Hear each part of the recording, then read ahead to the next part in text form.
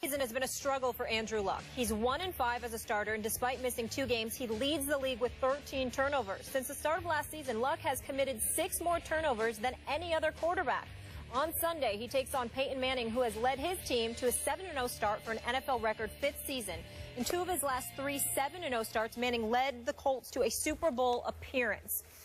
Skip, did Indianapolis make the right decision in letting Peyton go in drafting Luck? No, they did not. Stephen A., if you recall, the day after Jim Irsay tearfully eased Peyton Manning out the back door in Indianapolis, I said big mistake. And I feel even more strongly it was a big mistake now that I look at what's happening this year. I don't want to unfairly pile on to Andrew Luck, but I'm going to make a big picture point, and I'm going to stand by it. 3 years after he left Indy would give the Colts a better chance of winning a Super Bowl than Andrew Luck would. This is a win-now league, as I keep telling you, and so I don't want to look at 8, 9, 10 years down the road. I want to know what can happen in the next 3, and now I can make it 4 years that Peyton Manning would have given Indy a better shot at winning it all than Andrew Luck can give him, even at this stage in his 4th year of development.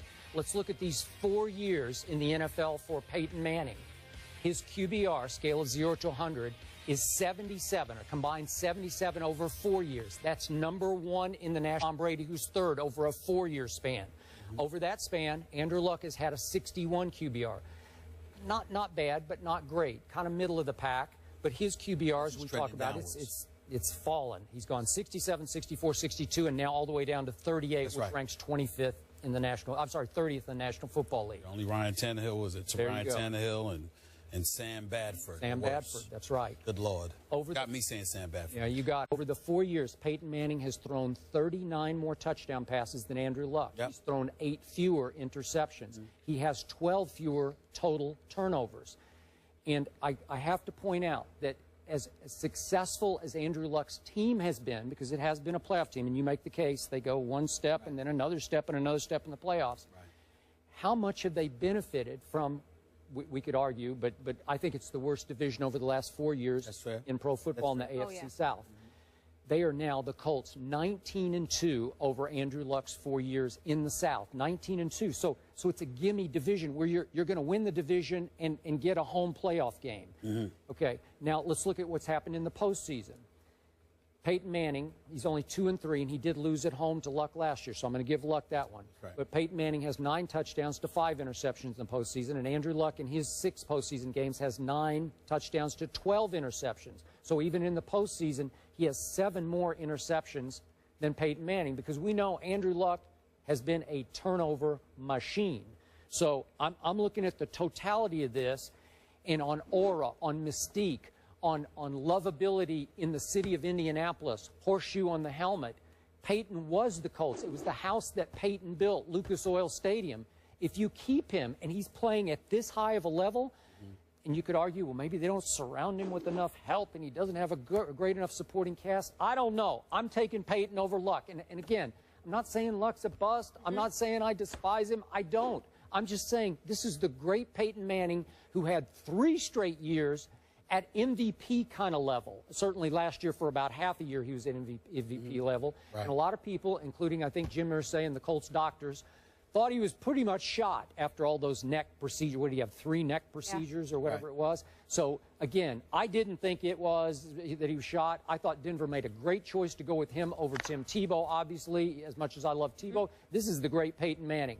And I think he has served Denver better than Luck was able to serve the Colts. And obviously he got them to 1 Super Bowl in which they got blown out. I think the thing about it is that in all seriousness, let's be honest about why we're having this discussion. We're not having this discussion to debate the greatness of Peyton Manning compared to the greatness of Andrew Luck, because Andrew Luck does not compare to Peyton Manning as of yet. Peyton Manning, obviously omitting 2011 because he didn't play a game due to the neck surgeries and what have you, Peyton Manning is literally in his 17th season in the National Football League. Andrew Luck is in his 4th. That is a 13. If you want to add the year, it's a 14-year. But in terms of playing year, it's a 13-year gap, a 13-year difference. And that's where you and I part ways. Because if you, I know you're talking about it's a win-now league, it's a win-now league. The difference between you and I is that you're sitting there and you're betting the house on Peyton Manning in this 3-4 year period where he's doing his thing. If I'm an owner, if you're an owner, that's what you do. If I'm an owner, I'm thinking about the fact that I got this dude coming out of Stanford that may very well be around for 20 years. And I'm going to go with the 20 instead of the 4 to 5. That's all that's going on here, because Andrew Luck does not compare to Peyton Manning. Now, let's take into account what you're saying. Peyton Manning has played at an MVP caliber year. We understand that throughout his career. He's been in Denver now 3 full seasons. Skip, 2 of those years he didn't win a playoff game.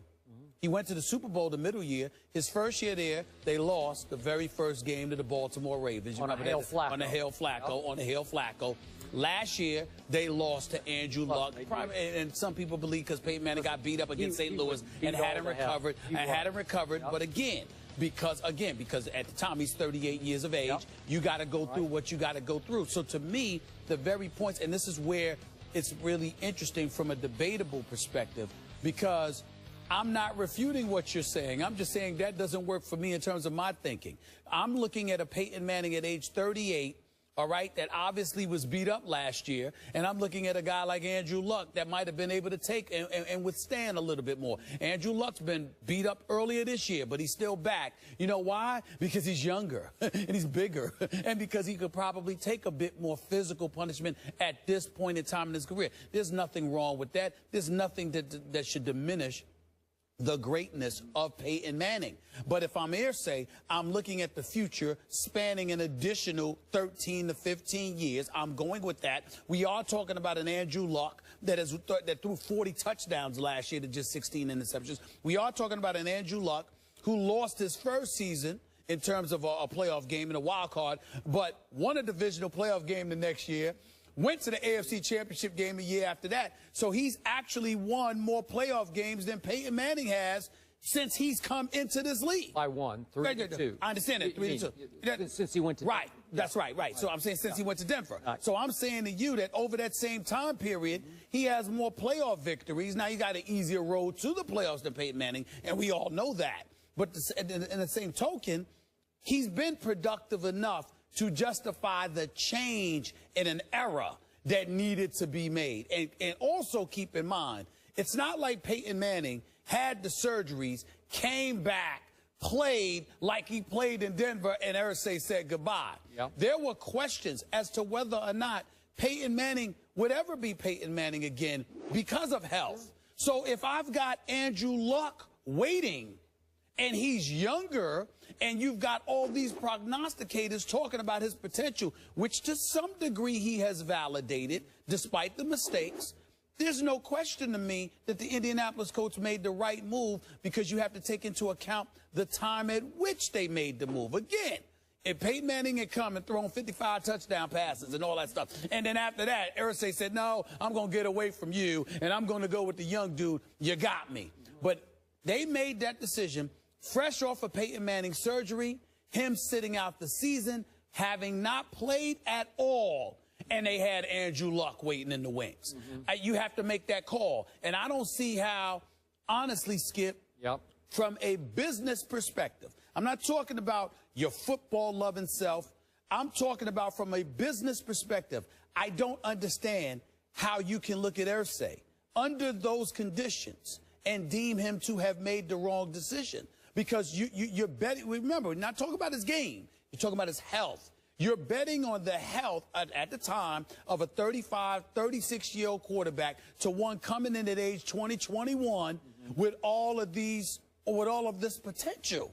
I don't know how that's an argument. I really don't. Okay, I want to stress, I first guessed this. I'm not doing 20/20 hindsight. I said it from the start. I'm not going to let go of it. I will support you on that, but you have to be willing to emphasize the word guess.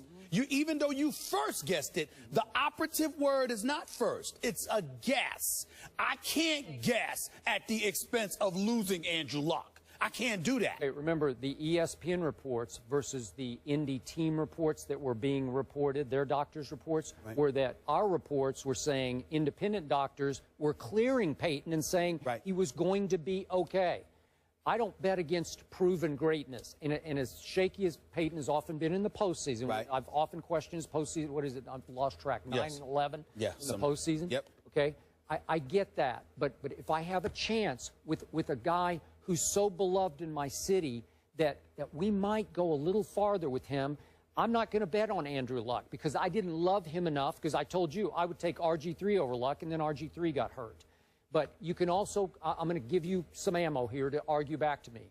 It's also possible that at age, what was he then, 36 or whatever, he needed Peyton the challenge of going to Denver, being kicked out. He was 36. He was 36. So he needed the challenge to say, I'll show you when I go to Denver, possibly. I think that Peyton Manning is class personified. I think that we have to do him his appropriate justice by recognizing that although there may be nuggets of material that can serve as a motivational tool for any athlete, Peyton is the kind of person that he's such a perfectionist, he doesn't really need it to go out there and to strive to be all that he can be. That's just the way, that's one of the reasons that I love the Manning family so much. I think they're the first family of football because from top to bottom, from Archie on down to his children, they're just class personified. They do things the right way, and they got the right attitude, and I think that applies to Peyton. But again, and by the way, his playoff record is 11-13. It was 9-10 in Indy and 2-3 in Denver. But the point is, Skip, in the end, what it comes down to, again, you're not betting against, I understand your thought, don't bet against greatness. My response to that is, when it comes to one's health, combined with father time, you just don't know. Okay, fine. And I can't, and remember, it's not like this is Ryan Leaf here. It's not like we're guessing, like, oh my goodness, this is Ryan Leaf. No, this is Andrew Luck. I'm universally recognized. I mean, it was a surefire, no doubt about it. He was Peyton Manning. He was like, I won't go that far. No, I'm talking about coming into the league, the way Peyton Manning was projected coming out of Tennessee. That's what Andrew. A whole lot of people loved Ryan Leaf that year. Trust me. Yeah, but they didn't trust him up here. They loved his ability, just like they loved. They did. Well, I was all over that draft. No. It was 50-50. You are. But what I'm saying is, and the reason I'm bringing this up is because I recall you saying it. You were talking about everybody was nip and tuck, Ryan Leaf, Peyton Manning.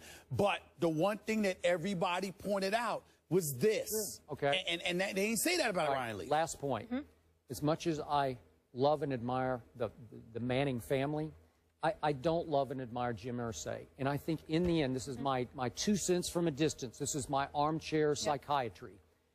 To me, Jim comes across as a frustrated wannabe rock star. He's bought up all these classic guitars used by Jimi Hendrix and some of the great guitarists. Right. And I think in the end, at that point, he wanted to take over the Colts. He wanted to get, because it was Peyton's team, and he wanted it to be his team and his future. So I'm going to go pick the quarterback, and I'm going to show you, and then I'm going to take over the town. That's what I think he tried to do. And my response to that, I think that, and I don't mean to be negative here, but I don't think we can ignore some of the personal issues Irsay had and how that may have basically provoked him even more to want it to be his, because the level of affection that he would receive would offset some of the problems he had. Maybe.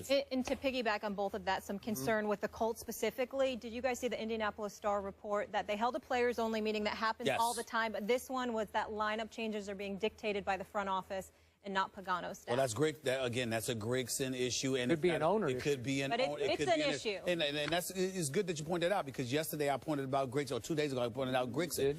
Maybe it's not Grigson. Maybe it's Irsay forcing Grigson to force whatever he forces upon the rest of the team. We'll see. Could be. Where there's smoke, there's fire. The bad man faces Super Cam in Carolina this weekend. We'll discuss who wins that one after the break.